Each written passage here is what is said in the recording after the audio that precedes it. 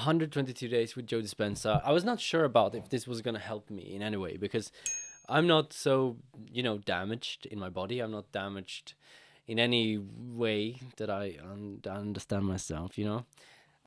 But I wanted to check it. So I tried for 122 days.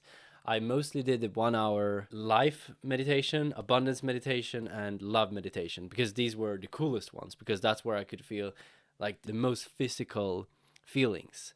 So this was the coolest ones. But I also wanted to know, can this help me in my life? Can this help me in my business? Can this just make my life better? I was listening to all of these, testimonials, and they all said, "Oh yeah, it healed this, it healed that. I could see again, I could walk again."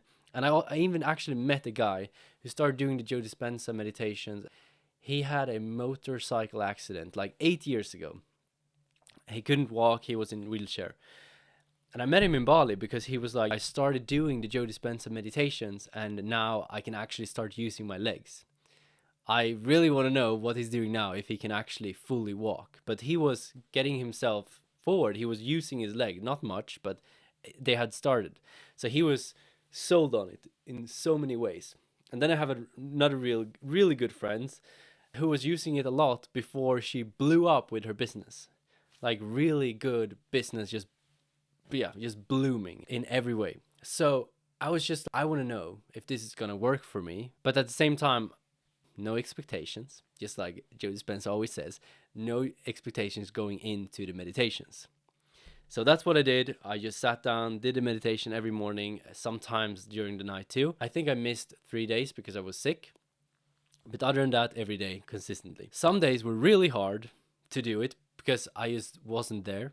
Some days were absolutely amazing and it made the day the best ever. And I would say around 50% of these days, the days have become 10-fold better because of the meditation. But not just because of the meditation. It also taught me a lot about the heart coherence thing. He talks a lot about heart coherence, which is your brain and your heart sending the same signals, the same waves. I don't fully understand it, but what I can do is I can feel it. When I meditate, I can feel my heart. It's not just beating, it's like vibrating. And it's vibrating, and while it's vibrating, it's super simple to create emotions or feel things. So it's very easy to, tap into what they call frequency or vibration, which I just call feeling. So it's very easy when you're having that coherence to create the emotion of abundance or happiness or peace. And what I didn't know was how this would help me in my life. So at the start, I was going through some tough times. It was just some personal stuff where we had to move from the country, and I was just using these meditations, and I didn't really struggle with anything because I could always create these emotions at any time of peace, of comfort, of feeling safe. And that made me feel safe, even if my environment was not telling me to be safe. And that's what Joe Dispenza talks about a lot. It's about you don't want to be a victim of your environment. You want to be a creator of your environment. I don't think he says that, but you know what I mean. So I think that was my coolest thing. And then looking at the meditations, so did it help me in my life? Absolutely. It helped me in my relationships. It helped me with myself. It helped me feel calm when I wasn't supposed to feel calm. And then with business, absolutely. It's helping me every time I talk to a client. I tap into my heart and I feel these good emotions and then I answer from my heart. So even the sales process is different and much easier because instead of thinking about I want money, I'm just thinking about how can I best serve this person and how can I come from my heart in this situation. So it's been really cool in that way too.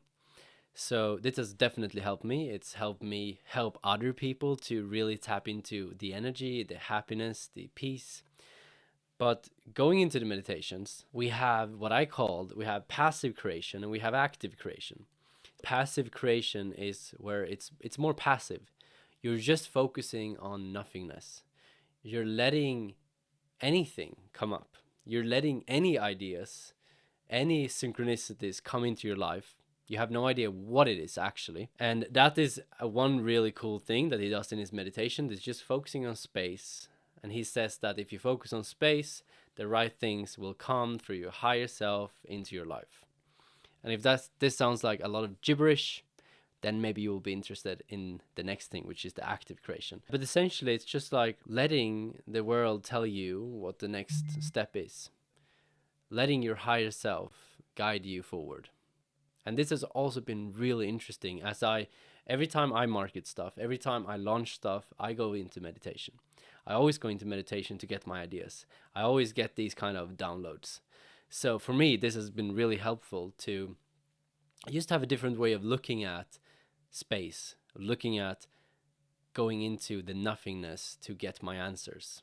Every time I have a challenge, I can just sit down in meditation, I focus on nothing, and the solution comes. Either it's an actual solution or it's a perception shift. So that also shifts the situation. But then we have the active creation, and this is where it gets interesting.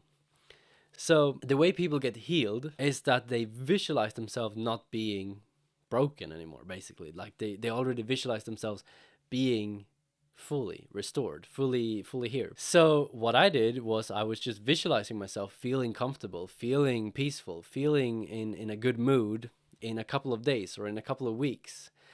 And from this emotion, I've talked about this before. When you visualize something, the way I look at it is that you're actually creating a potential future. So every time you close your eyes, you visualize something. It doesn't matter if it's bad, like you're a horrible situation, or if it's something good.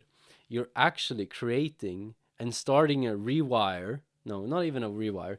You're starting a potential future that could happen or it could not, but it's a potential. And the more you visualize this potential future, the more potential it has, the more energy you're actually giving it. That's the way I look at this. So instead of just visualizing and getting the emotions from that, you go into a state of first you relax, and then you create this heart coherence where you make your heart and your mind vibrate together, basically, and you create the emotions. And then you sit in the emotions already before this thing has happened. So now you're not clinged to that future because you're already feeling whole, you're already feeling abundant, you're already feeling confident. You don't need to do that thing to feel confident. You're feeling confident right now. And the more you sit in this emotion, the smaller that goal or that future seems to be or seems to get. Does that make sense? It's like the biggest goal that you have on top of your goal is like this. They're so big because you put them so far up. If you already experience the emotions of confidence, of respect, of love, it's not as important anymore. If it's not important anymore, but you still want it, then it's easy to get. It's most often when we go, and the same thing has always happened for me, is that if I have a really meaningful goal, it's hard to reach. But if I have a really non-meaningful goal, I kind of accidentally reach it. So what this process of active creation does is it simply makes you feel the emotions of the goal already, which could be you healing, or it could be you making this business deal, whatever it is. You already felt the emotion, so there's not any resistance between you and that goal. So that's where it gets really interesting, and that's also a way where I talk with my clients about removing mental blocks. This is a way that you can actually use to remove mental blocks too. So super powerful, super cool, and I will definitely continue doing this, even though I probably won't be doing these 1 hour meditations anymore. I would do it in a different way, or probably my own meditations.